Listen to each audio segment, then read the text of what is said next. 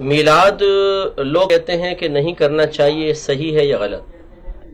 دیکھیں، میلاد کا مطلب ہوتا ہے نبی کریم صلی اللہ علیہ وسلم کی ولادت کے واقعات بیان کرنا، آپ کے کمالات، آپ کے فضائل، اور آپ کے پیدائش کے وقت جو معجزات رونما ہوئے ان کا ذکر کرنا۔ تو یہ کیسے ناجائز ہو سکتا ہے؟ آپ خود سوچئے، اگر ناجائز ہوتا تو یہ باتیں قرآن میں کیسے ہیں؟ اللہ تعالیٰ کی نے سرکار کے کمالات کو ظاہر فرمایا، آپ کی فضیلت بیان فرمائی قرآن میں، اگر اس قرآن کو ہم بیان کر رہے ہوں تو کیسے ناجائز ہوگا؟ تو یہ میلاد منانا بالکل شرعاً جائز ہے، بالکل کوئی ناجائز نہیں ہے۔ جو یہ کہے، اب ایک اصول آپ یاد رکھیں ہمارے ہاں، اور جو آپ کے ینگ بچے ہیں ان کو بھی آپ یہ سمجھائیں کہ بعض لوگ کہتے ہیں کہ بھئی میلاد جائز ہے، آپ کہتے ہیں جائز، وہ کہتے ہیں ثبوت لاؤ۔ تو کسی چیز کو جائز قرار دینے کے لیے ثبوت نہیں چاہیے ہوتا، ناجائز ثابت کرنے کے لیے ثبوت درکار ہے۔ آپ ان سے پوچھیں نا کہ جائز ہے ناجائز، وہ کہے ناجائز، تو آپ کہیں آپ ثبوت لاؤ۔ پورے قرآن کے اندر ایک آیت ایسی لا دیں اور لاکھوں حدیثوں کے ذخیروں میں سے ایک حدیث ایسے لا دیں جس میں اللہ تعالیٰ اس کے رسول نے منع کیا ہو کہ میلاد نہ مناؤ، اگر لا کے دکھا دیں ہم نہیں منائیں گے۔ اور جب اللہ تعالیٰ رسول منع نہیں کر رہے تو آپ کیسے منع کر سکتے ہیں؟ اب بعض اوقات یہ بولیں گے کہ اچھا یہ بتائیں کہ اللہ کے نبی نے میلاد منایا تھا، صحابہ نے میلاد منایا تھا؟ تو یہ بھی کوئی قاعدہ قانون نہیں ہے۔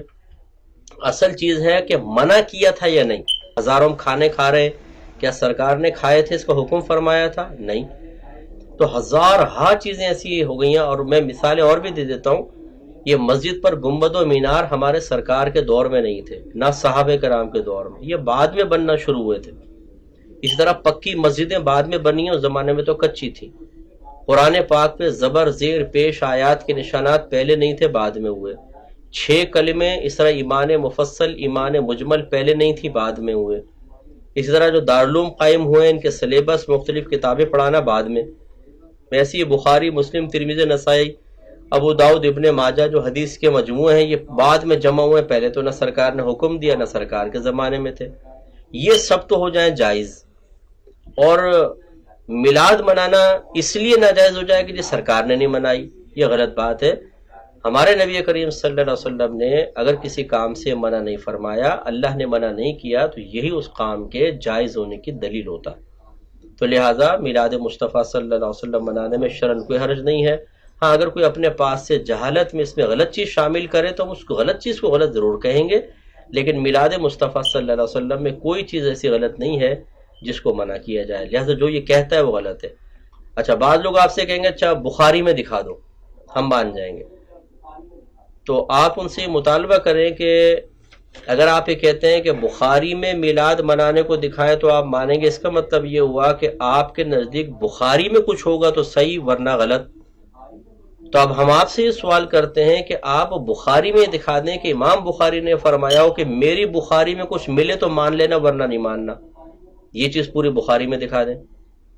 تو آپ کا ضابطہ یہ ہے کہ بخاری میں ہوگا تو مانیں گے ورنہ نہیں، تو جو آپ مطالبہ کر رہے ہیں یہ بخاری میں ہے ہی نہیں، تو اس کا مطلب آپ کا مطالبہ بھی غلط ہوا۔ تو خلاصہ کلام یہ ہے کہ اس طرح خرافات بیان کرنے والے بہت سارے ہوں گے، ان کی پرواہ نہ کریں۔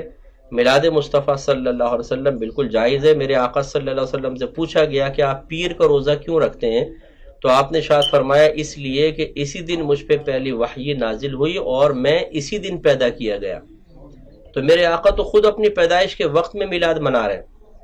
ایسے جب سرکار صلی اللہ علیہ وسلم کی ولادت ہوئی تو آپ کا جو چچا تھا ابو لہب، جو کافر ہی مرا ہے، اس کی لونڈی سویبہ تھیں، انہوں نے آ کے اطلاع دی ابو لہب مبارک کو آپ کے ہاں بھتیجا پیدا ہوا ہے۔ تو ابو لہب نے شہادت کی انگلی سے اس کو اشارہ کیا کہ جا تو آزاد ہے۔ جب اس کا انتقال ہو گیا، یہ بخاری کی روایت ہے، تو کسی نے اس کو خواب میں دیکھ کے پوچھا کہ ما فعل اللہ بکا، اللہ تعالیٰ نے تیرے ساتھ کیا معاملہ کیا؟ تو اس نے کہا کہ ویسے تو مجھے سخت عذاب ہے، لیکن جس انگلی سے اشارہ کر کے میں نے اپنی لونڈی کو آزاد کیا تھا، جب اس کے منہ میں لیتا ہوں تو اس سے پانی جاری ہو جاتا ہے۔ تو ہمارے علماء فرماتے ہیں کہ غور کرو کہ وہ ایک کافر ہے، ہم مسلمان، اس نے اپنے بھتیجے کی خوشی منائی تھی، نبی کی نہیں۔ ہم اپنے نبی کی ولادت کی خوشی منا رہے ہیں، تو جب کافر کو جہنم میں راحت مل رہی ہے تو مسلمان کے لیے کتنا بڑا انعام ہوگا۔ تو اس لیے اس قسم کی باتوں پہ دھیان نہ دیں، اب بالکل میلاد منائیں، بڑی گھر میں برکت ہوتی ہے الحمدللہ، اور اللہ تعالیٰ اس کے بدلے میں بہت کچھ عطا فرماتا ہے۔ جو کرتے ہیں وہ اس کی برکات محسوس بھی کرتے ہیں۔